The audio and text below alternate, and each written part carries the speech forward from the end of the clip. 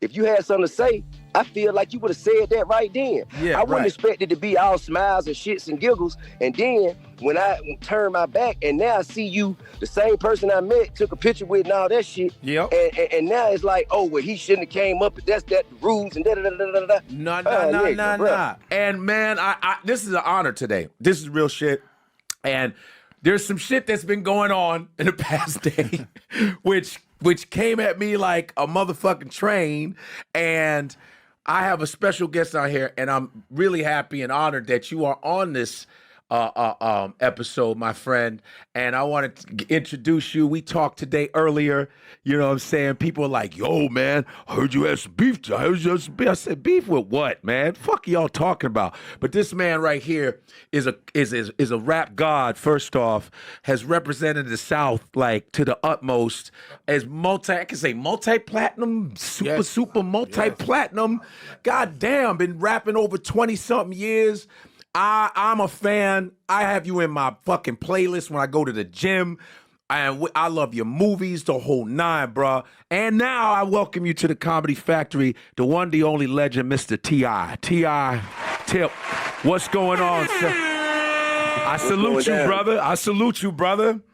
What's happening, man? Likewise in return, man. What's happening, bro? You know, so you know, the past day, shit has been going down because it all started with, you know, I saw you about 2 weeks ago in Atlanta, and it was a Thursday. So on Thursdays, I usually do like, you know, you do a long set because it's only one show.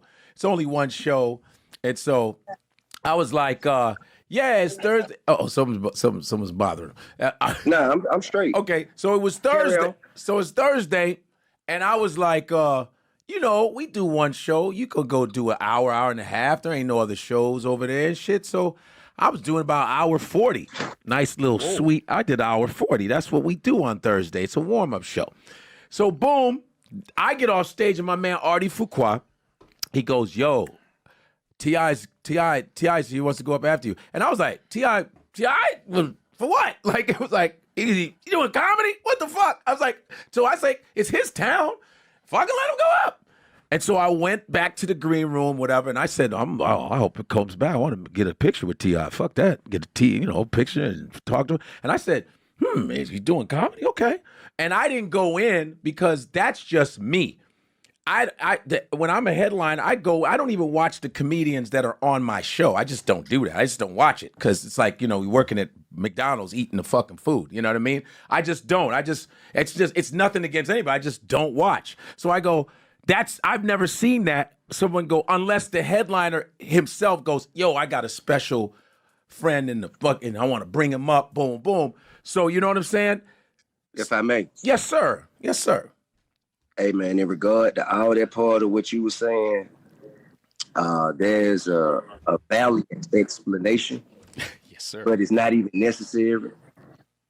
The only thing I must say to start this conversation, yes, sir, is exceptions are made for exceptional circumstances. So whatever rule you speaking of, I'm the exception to. Got you. So now, and that's, you're right. And as a person of comedy tenure, I'm gonna say, well, that's a little strange, but I didn't say, nah, he can't. I said, nah, this is his town. Shit, let him go up there. Shit, you know, that's all I said. And so what was said on my podcast was misconstrued as if I was downing. I said, I never downed him, dude. I just was talking about the comedy culture. I didn't down T.I. I'm a fan of T.I. He's a fantastic artist, plain and simple. I was just talking about that night as a comedian. That's all I did. I didn't put you fucking down. What I would say is, okay, it wasn't that I thought you were getting on me or anything. It was just, as a rapper, we call that shit sneak dissing. Like, that's how it came off as subliminal. Okay. And for one, I think you guys are ill-informed. Mm-hmm. So what I heard the young lady and the young man on there saying that, okay, well, usually people go to open mic nights first.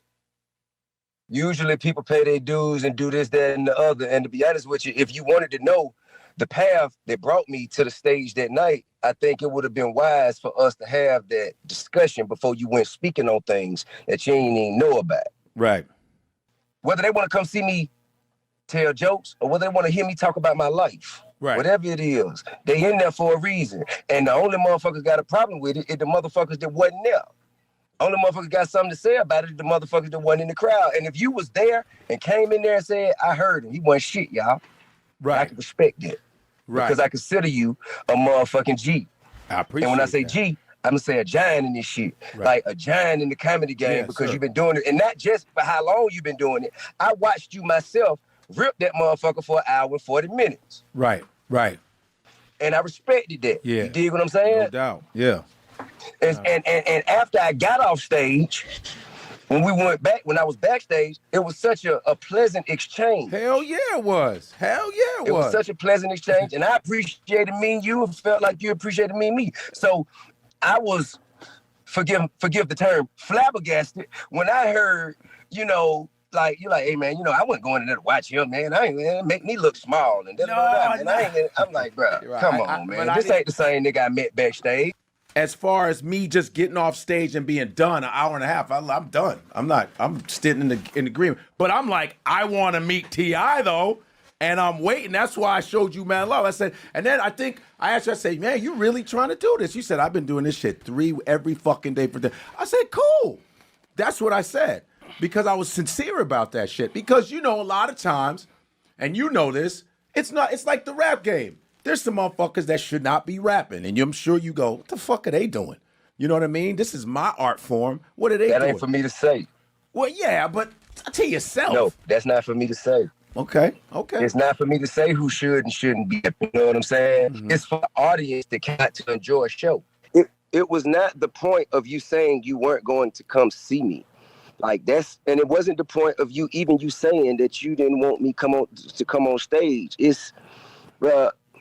It's the tone in which it was a very condescending tone, and it was really to me kind of like, again, I'll say it was a different person than the person I met backstage, and I felt like any kind of discomfort you may have felt. And if I crossed the line, I felt like you would have said that then. Like, hey, bro, I know you straight. I know you just getting in this, but you ain't supposed to go up after the headliner, right? If you had something to say, I feel like you would have said that right then. Yeah, I wouldn't expect it to be all smiles and shits and giggles. And then when I turn my back and now I see you, the same person I met, took a picture with and all that shit. Yep. And now it's like, oh, well, he shouldn't have came up. That's the rules and da-da-da-da-da-da. No. Okay, now, that first shit, of all, I see that. I'm not a two-faced dude, first off. And that's why I said, I need to talk to you right away. Let's talk face to face. And I'm man up on my shit. That's why I apologize at the top. And I told you that. I said it's just the way comedians talk. And I'm not dissing you at all. Because there's motherfuckers that have been dissing you like, why the fuck is he doing comedy in the first place? I wasn't doing that.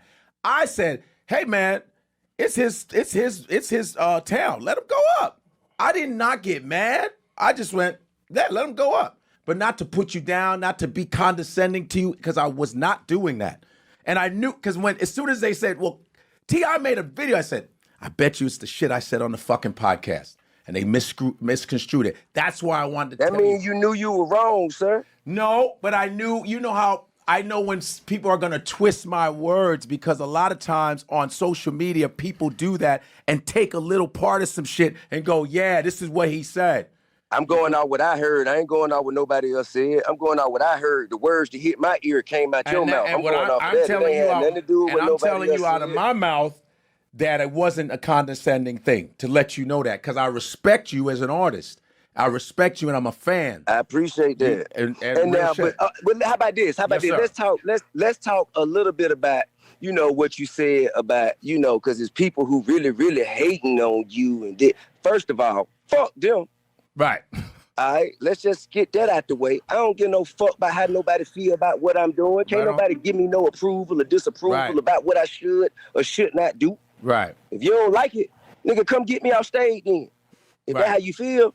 Or let the crowd boo me off stage. Wait till I get booed off stage. You know what I mean? And then you'll have a leg to stand on. But until then, as long as the motherfuckers in the room enjoy themselves in the rooms that I'm doing, shouldn't nobody have shit to say. I don't give a fuck how long you been doing it. I don't give a fuck what you got there had to go through that I don't got to go through. That's your problem. You think I'm going to dim my motherfucking light so you'll be comfortable? You think I'm going to motherfucking not do some shit that I know I can do so you'll feel good about yourself? Nigga, fuck you, nigga. Right. That's how I feel. I have every right to feel that way. As I digress. Yes, sir. As I digress, I'm here to love everybody. I'm here to bring peace, profit, and prosperity to the whole motherfucking game. All ships rise with the high tide. All you comedians who feel like I'm taking opportunities from you, that's your motherfucking problem. You think another nigga can take an opportunity from you. Nigga, what's yours is yours. Nigga, it's up to you to goddamn get out there and perform for it and go get it. There it is. Nigga, what's yours is yours. Can't nobody take nothing from you. Right. Can't nobody take nothing from you, man. If you've been doing this shit for as many years as you've been doing it, and all of a sudden I jumped in the game 5 weeks ago, and you think I'm the reason why you ain't where you want to be, nigga, you is the motherfucking problem, not me. Yeah, that's not even where I was going at all. I ain't talking about you per se. I'm talking about the people who you said. Yeah, there was really some, because I don't know who they were. They were saying there was some comments. I'm talking about them niggas. Yeah, got you. I'm talking about them niggas. Got you. I'm talking about them niggas. But again, I think you're ill-informed because I heard what somebody said on the podcast was he ain't even did no open mics. He ain't even, nah, bro. I've been doing bar and grill. And first of all, and he ain't put in the work. He ain't made the sacrifice. Let me tell you one thing. The day I came and showed up at the show what you was on, I could have been somewhere picking up $100,000 to hop on a microphone in front of a DJ. And I chose to, instead of doing that, come and do that shit that I did for on that show what you was on for free. You deserve. You deserve to headline. I appreciate that. I just was talking as a headline, like I'm done. I'm done. I headlined. I'm done. Now, if I wasn't headline, I say, oh, let me go watch him. You know. And I even said we were talking. I say, yo, he's comfortable as fuck on stage. I said, man, he's very comfortable on stage. He's a storyteller. Cool. I was wishing you well. It was just how that you know night. I was comfortable on stage if you didn't come see me? Because I saw the videos of you. I saw videos. I saw videos of you telling stories. I say he's really comfortable. Ha! I seen videos of you. And hey man, listen, bro. Hey, look, can I tell you something? Yes, sir. I have a whole lot of admiration and respect for the world of comedy. Yes, sir. I have a whole lot of admiration and respect for the people who participate and who've mastered the art of comedy. Yeah. I've been observing, analyzing, and supporting comedy from back at the first. Since 559, really. Bruce at 559, when I was a teenager. Since the first Uptown Comedy Corner that Earthquake owned, you know what I'm saying? Right, when Noah Hostin was the host. You know what I mean? Since Grand Hustle had our own comedy night at the other Uptown called Tripping on Sundays. You dig what I'm saying? Yes, when Lil Duval was the host. Okay. Man, bro, I've been in the game, and everybody who's moving around in the circuit is like, man, shit. It's about time. We always knew you were so close to the universe that you had some kind of passion in you. Everybody can see that except for the motherfuckers who, you know, just want to get there, have their dick in their breath just because they feel like somebody is taking the opportunity from them. Yeah, I'm not doubting your ability at all. I'm just telling you. A little bit. Yeah, a little bit. No. 14 seconds. Wait a minute. Yes, you were. Because you played 14 seconds of a set of jokes that I was working on. You played 14 seconds. And then all y'all, you stopped the video after 14 seconds like, 14 seconds? That's it. How you know it's 14 seconds? I watched you for 5 minutes. I watched the video. I can count. Because I watched you 5 minutes. What are you talking about? No, what I'm saying is you played 14 seconds on the same podcast. Oh, I'm talking about when I watched you on my own. You played 14 seconds, and you and your constituents, y'all played 14 seconds. Yeah, well, pretty much. That was it. No. Man, come on, bro. Come on, man. Come on, bro. Come on, T.I. Stop. Believe it or not, man. Hey, Godfrey. Yes, sir. You and the people who you around, your circle, y'all like the seniors in high school. You see what I'm saying? Yeah. Y'all like the seniors in high school. So if I'm a freshman and I come in here and I'm a freshman coming in here and I let the seniors say, oh yeah, nah, man, I heard this nigga was like this. I heard he was like that. Man, they gonna take your word for it. I ain't necessarily just talking to you. I'm talking to the people who listening to you. Because you have, in the comedy game, you have a big voice. So guess what? I'm gonna need you to get that voice correct when you speaking on me. Gotcha. I would say something to that, T. You know, one thing about this game, and about this game in general, there's niggas that say all kinds of shit. The proof is in the pudding. It don't matter what motherfuckers say. It don't even matter what Godfrey say. If Godfrey say this nigga stinks, I gotta go see him again. Even if I say, if I see somebody that I think stinks, when I see him and the motherfucker's funny, I'ma go to nigga funny. Or I'll even say the nigga got funny. I'll change up simply because this game is just like any other game. You show and prove. It don't matter what nobody say. There's niggas right now that are more famous than God, than a whole bunch of niggas. Not everybody thinks I'm funny. Not everybody thinks I'm funny. But get what though? That's just like I had real niggas that I respect. You know, call me like, hey, bro. Like, man, it don't matter what bruh say, man. You know what I mean? Bruh he ain't no authority. Like, and I'm like, nah, man, I respect him just based off what I've seen of him. You know what I mean? I respect him based off that. And I know that he has a large voice and he has the voice and opinion on behalf of comedy because of the work that he's put in. So I don't want him to be getting me wrong. I need him to get me all the way right. Well, like I said off the top, I said I apologize man to man. And I accept. And I said. And now you can let me open up on your next show and we'll be okay. He's an open. He's like a hey, well, he learned the game already. Well, T.I. does a nice 40 on you, so. And T.I. and listen, and T.I. and your superstardom, I don't fucking sneeze at, you know, because I was just as frantic to meet you, and you know that. In comedy in general, there's an economy of time. And the economy of time, when you don't have time, when you don't get time, there's an economy of time that ultimately, it's not that you can't do 30 and make it tight, but when you're learning, when you're coming up in the game and you're learning. Hey, can I say something to you? Yeah, sure. You talking that crowd before you walk shit, and sharks were born swimming. This was just something of 20 years in the game that I was just trying to say. It's something to just keep in mind. If it don't matter and it don't ring true, it don't ring true. I'm just saying. I respect it when it's time to respect it, bro. Okay. But I'm not gonna feel that way with you just telling me I should fit myself in a smaller box. That's not what to I'm make saying. People like you comfortable. I don't want to be comfortable. I'm not uncomfortable by any of it. Honestly, I'm not. Okay, I don't want to talk no more. I appreciate the dialogue. Right. When you hit me earlier today, when Nick hit me, and he said, "Hey man, Godfrey right here, man, and he want to talk." I said, "All right, cool, no problem." And he put you on the phone. And then, we FaceTime and I say, shit, to be honest with you, it's important for us to have this conversation publicly because it's a public matter. And it's important for the world to see black men resolve our issues. Yes, sir. Amicably. Yes, sir. You know what I mean? Yes, sir. Express ourselves to one another, get our points across, and not be trying to tear each other down. No. You know what I mean? Because, to be honest with you, we all should be uplifting each other. No I ain't doubt. really got nothing against you. I ain't trying to take no food off nobody's plate. I'm trying to bring profit and prosperity to this shit. Because to be honest with you, I don't think it's enough motherfucking money to go around in this bitch. I think we can come in this motherfucker and get there and run the numbers up. You know? and like I said before, all ships rise with the high tide. You dig? No doubt. So if I see a way to contribute, man, I'm going to try to help you and everybody else on here. And another thing is, I ain't made a dime and I ain't looking for no money. Like, I'm in this because I find peace in it. You know what I mean? Yeah. It's a freedom. It's a different expression, a different extension of... It's a different extension of the gifts I feel like God has given me. Yeah. So, T.I., let us know when you're producing specials. But I thank you. I thank you for giving me the opportunity or sharing the opportunity with me to get on your podcast. Yeah. And, you know what I'm saying? I'm glad you came on, brother. Tell you how I feel about it. Yeah. And now, you know what I'm saying, we finna go on tour together.